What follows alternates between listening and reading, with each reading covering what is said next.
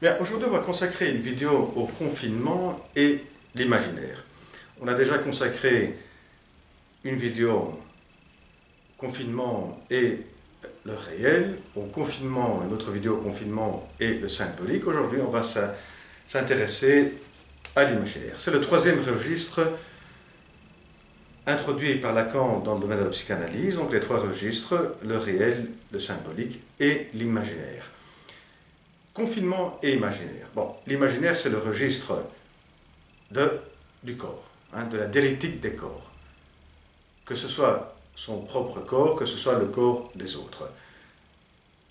Ce que le stade du miroir nous a enseigné, c'est qu'on va accéder à notre propre corps, à la totalité de notre propre corps, à travers l'image reflétée sur le miroir.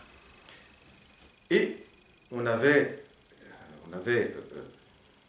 mis l'accent, souligné surtout deux aspects qu'on va reprendre.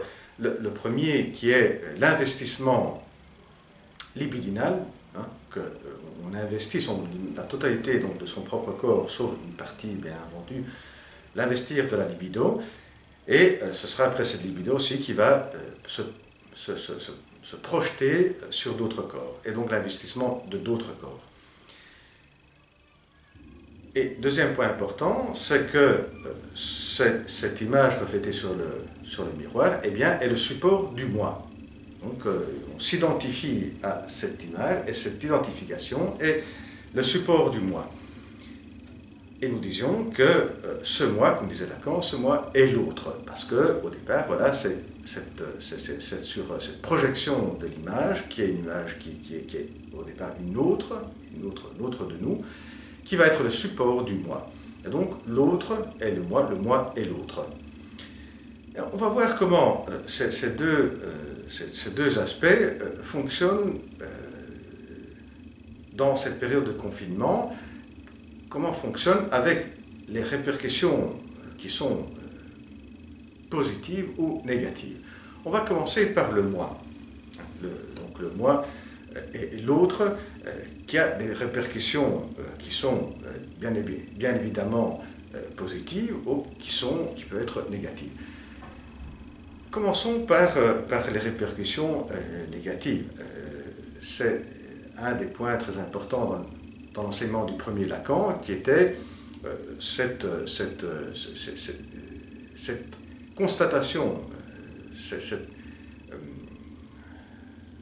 cette évidence que au départ le moi et l'autre nous amène aussi à nous retrouver dans des situations où l'autre peut fonctionner comme un miroir. Un autre, donc en chair et d'os, on rencontre comme l'enfant qui est face à un autre enfant, bien peut vivre cet autre enfant en miroir et donc se sentir dépossédé et se sentir contraint à faire ce que l'autre veut. Comme si son moi était prisonnier de l'autre. Et ça amène à une augmentation de la tension et un développement de l'agressivité. Donc, une relation duel imaginaire peut amener à des tensions très fortes, à une agressivité accrue. Et c'est ce qui peut se passer dans cette période de confinement, quand on se retrouve toujours avec les mêmes personnes dans la même habitation. Eh bien, des moments, il y a cet effet de fonctionnement en miroir où l'autre et le moi et l'autre amènent à des tensions, à des agressivités très fortes. Venons maintenant à ce qui est plutôt l'aspect positif de le moi et l'autre, c'est toute cette identification qui vient à se superposer au fil des années et que grâce à ça, l'enfant va pouvoir s'enrichir, le moi de l'enfant va pouvoir s'enrichir et se construire un moi de plus en plus articulé, élaboré. Eh bien,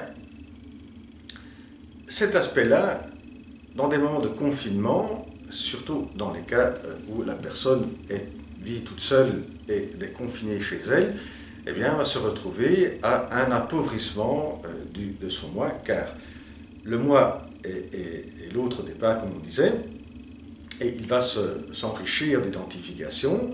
Dans des cas d'isolation, dans des cas où il y a un confinement, une personne vit toute seule, eh bien, va se retrouver avec un appauvrissement du moi, car moins d'identification, et si dans des situations où on est confiné continuellement avec l'autre, ça revient à réaliser ce que Sartre disait, l'enfer est l'autre, car l'autre est le moi et l'autre, et on se sent prisonnier, prisonnier de ce fonctionnement miroir.